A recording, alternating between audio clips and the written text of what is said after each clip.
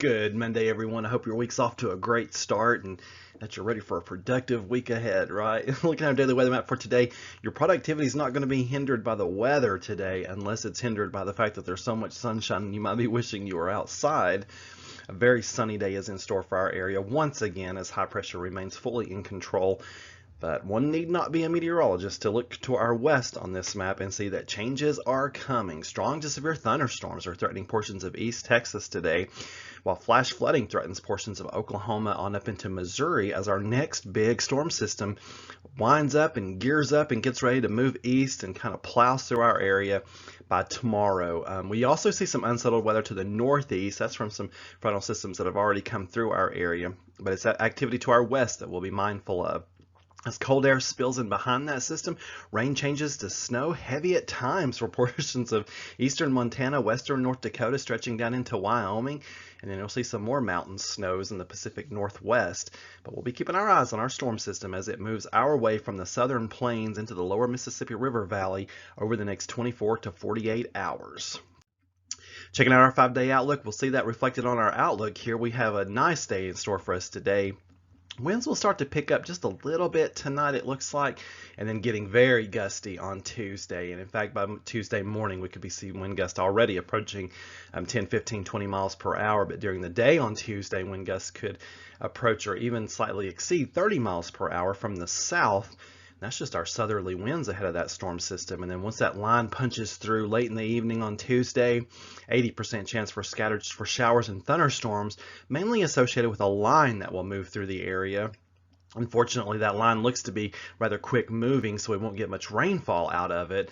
But there is a threat for at least a damaging wind gust with that line as it pushes through.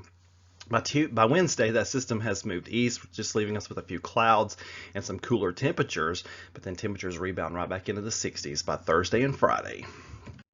The Storm Prediction Center has placed our area now in the marginal risk for severe weather. Yesterday, they just had us in the general thunderstorm risk. So now we've been upgraded to marginal. Marginal is the lowest of the 5 severe weather risk categories. It continues to look like that line will weaken as it moves into our area, packing a big punch along the Mississippi River and then kind of weakening as it moves eastward. And this threat would be from the 3 p.m. to midnight time frame on Tuesday as it looks right now. Of course, stay tuned for any timing updates on that. Again, the main risk is a damaging wind gust as that line moves through. Because keep in mind, we've got southerly winds, that could gust up to 30 miles an hour well ahead of this line, even before it gets here. So it wouldn't take much for it to reach a damaging wind gust, which we consider nearly 60 miles an hour. On this day in 1981, a winter-like cold snap brought cold air to Middle Tennessee. Crossville dipped to 25 degrees for a low. What a chilly morning that was.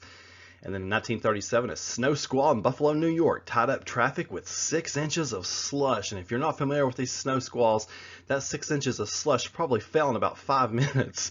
I mean, those can really put down some heavy snow in a very short period of time, reducing visibility and causing quite the headache. Even for those folks who are used to driving in that stuff, you still can't drive in it when the visibility is 0 and the road is becoming covered in slush. So quite a mess up there. So we don't have to worry about any winter weather anytime soon, but we do need to keep an eye on this line of thunderstorms as it threatens our area Tuesday evening as it looks right now. And again, stay tuned for any timing updates. And if anything ever gets a little too rough around here, I'll always cut in on a Facebook Live.